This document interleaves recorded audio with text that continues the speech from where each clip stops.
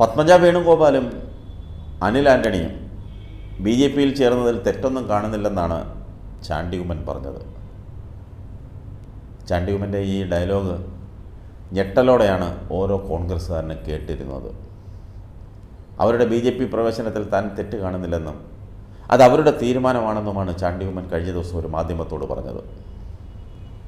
കോൺഗ്രസ്സാണ് തൻ്റെ പാർട്ടിയെന്നും രാഹുൽ ഗാന്ധിയാണ് തൻ്റെ നേതാവെന്നും ചാണ്ടി ഉമ്മൻ വ്യക്തമാക്കിയെങ്കിലും ഏത് നിമിഷവും ബി ജെ പിയിൽ ചേക്കേറാമെന്നാണ് സോഷ്യൽ മീഡിയയിൽ പലരും പങ്കുവച്ചത്. കോൺഗ്രസ് വീണ്ടും അധികാരത്തിലെത്തുമെന്ന പ്രതീക്ഷയാണ് ചാണ്ടി ഉമ്മന്. അങ്ങനെ സംഭവിച്ചില്ലെങ്കിൽ പാർട്ടി വിട്ട് അധികാരമുള്ള പാർട്ടിയിലേക്ക് പോകുമോ എന്നും പലരും ചോദിക്കുന്നു.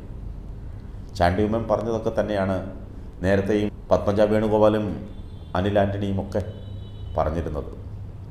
രാഹുൽ മാങ്കൂട്ടത്തിൽ നടത്തിയതുപോലൊരു പ്രസ്താവന താൻ ഒരിക്കലും നടത്തില്ലെന്നും ചാണ്ടി ഉമ്മൻ കൂട്ടിച്ചേർത്തു. കഴിഞ്ഞ ഈസ്റ്റർ ദിനത്തിലാണ് എ കെ ആൻ്റണിയുടെ മകൻ അനിൽ ആൻ്റണി ബി ജെ പിയിൽ ചേർന്നത്. ഈ മാസം ആദ്യവാരമാണ് മുൻ മുഖ്യമന്ത്രി കരുണാകരൻ്റെ മകൾ പത്മജ വേണുഗോപാൽ ബി ജെ പിയിൽ ചേർന്നത്. ഇതിന് പിന്നാലെ രാഹുൽ മാങ്കൂട്ടത്തിലടക്കം നിരവധി പേർ അവരെ വിമർശിച്ചുകൊണ്ട് രംഗത്തെത്തിയിരുന്നു. അതേസമയം സഹോദരൻ കെ മുരളീധരനും ബി ജെ പിയിലേക്ക് പരവതാനി വിരിച്ചിട്ടാണ് താൻ പോന്നിട്ടുള്ളതെന്ന് പത്മജ വേണുഗോപാൽ പറഞ്ഞതും രാഷ്ട്രീയ കേരളം ഉറ്റുനോക്കുന്നു. മുരളീധരൻ പല കാര്യങ്ങളും വൈകി ചിന്തിക്കുന്നയാളാണ്. കരുണാകരൻ്റെ മകളായതുകൊണ്ട് കോൺഗ്രസിൽ താനൊരു മൂലയിലേക്ക് ഒതുക്കപ്പെട്ടു. ബി ജെ പിയിലെത്തിയപ്പോൾ വനിതകൾക്കൊപ്പം മുൻനിരയിൽ നിൽക്കാനായി. കോൺഗ്രസിലും സി പി എമ്മിലും നല്ല നേതാക്കളില്ല. ഈ തെരഞ്ഞെടുപ്പോടെ AICC ആസ്ഥാനം അടച്ചുപൂട്ടും. ചെറുപ്പക്കാരെ വളർത്തുന്ന വികസനത്തിന് വേണ്ടി പ്രവർത്തിക്കുന്നതാണ് മോദി സർക്കാരെന്നും പത്മജ പറഞ്ഞു. കോൺഗ്രസിൽ നിന്നപ്പോഴും ഇതായിരിക്കും പത്മജയ്ക്ക് ബി ജെ പിയോടുള്ള കാഴ്ചപ്പാട്.